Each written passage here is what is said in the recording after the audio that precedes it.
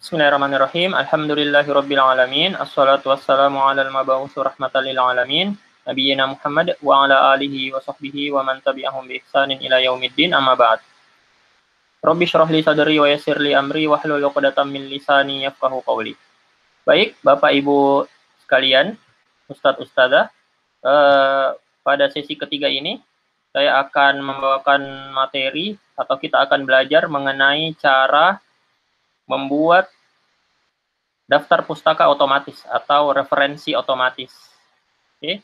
Jadi biasanya daftar pustaka letaknya di paling belakang dari halaman sebuah buku. Di dalam daftar pustaka itu berisi tentang sumber rujukan atau buku-buku rujukan dari materi buku yang kita karang gitu, atau karya tulis yang kita karang. Jadi rujukannya itu letaknya biasanya di sumber rujukannya itu letaknya biasanya di paling bawah halaman paling bawah.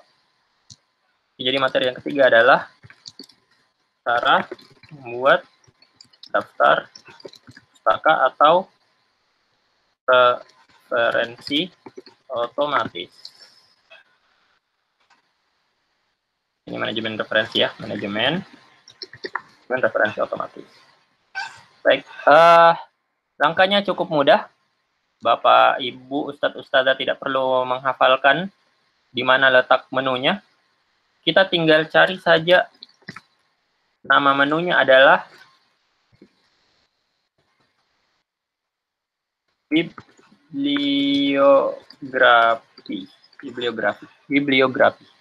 Oke.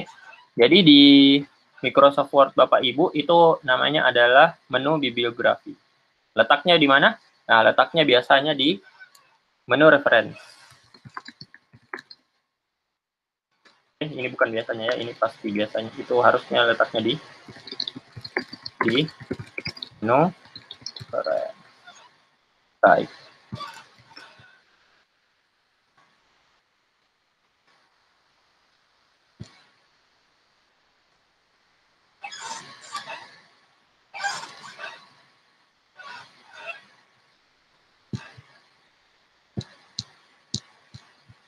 Sebentar, kita ganti fontnya dulu.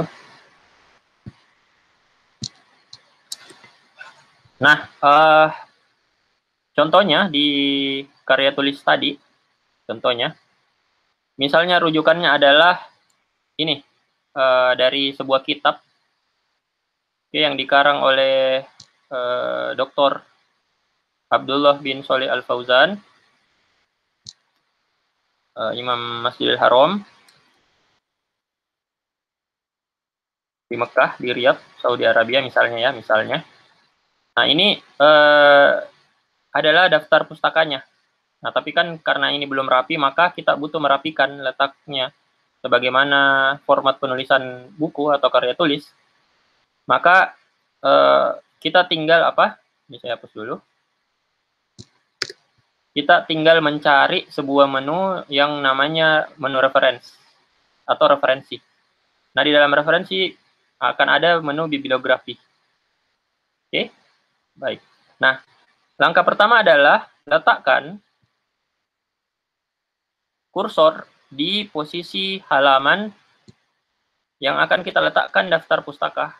Jadi halaman daftar pustakanya letakkan kursor di sini, oke, sampai dia berkedip.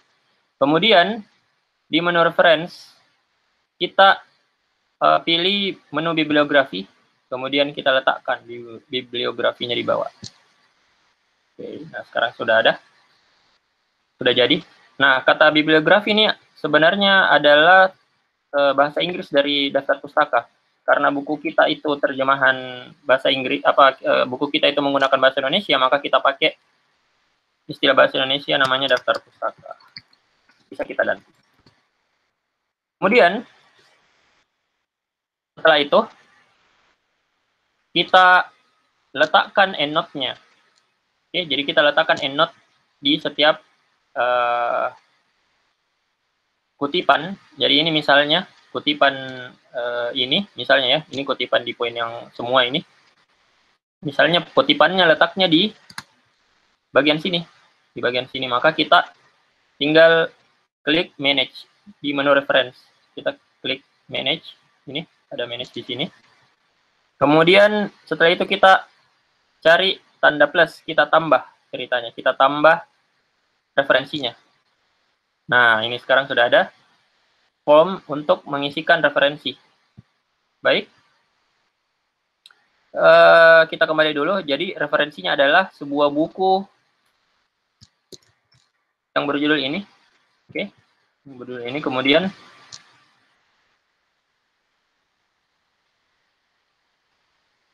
bentar, kita coba dulu. Coba saya tuliskannya di bawah biar mudah. Saya tuliskan referensinya. Jadi pertama-tama adalah kita tuliskan dulu. Oke, bisa diperhatikan. Kita tuliskan dulu autornya atau siapa pengarangnya. Nah, dalam hal ini pengarangnya adalah Dr. Karya Abdullah bin Shalih Al-Fauzan. Kita paste. Ini ada gelarnya doktor gitu. Nah, nantinya nama ini itu akan disesuaikan dengan format penulisan daftar pustaka. Nantinya ini akan disesuaikan dengan penulisan format daftar pustaka. Jadi nama depan dibelakangkan, kemudian nama belakang itu jadi ke depan. Nah, sebagaimana format penulisan daftar pustaka. Atau sebelumnya dulu kita tentukan apakah ini jurnal atau sebuah buku. Nah, type of source kita tentukan di atasnya adalah buku. Kemudian apa judulnya? Jadi pastikan kita mengisi semua yang bertanda bintang karena ini sifatnya wajib. Jadi kita isi yang bertanda bintang karena dia wajib. Kalau dia bertanda bintang berarti dia wajib dan tidak boleh kosong. Oke, autornya sudah ada. Kemudian title-nya kita tuliskan. Judulnya. Jadi judulnya adalah Syahrullah.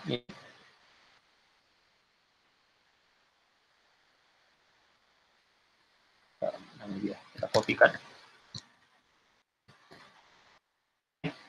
Tadi karangnya di mana? Di Riyadh, Saudi Arabia.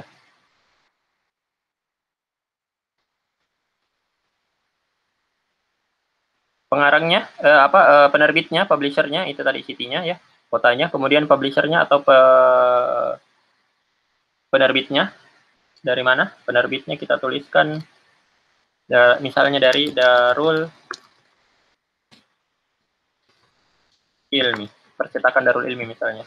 Tahun terbitnya itu 2001 misalnya ya, 2001 misalnya.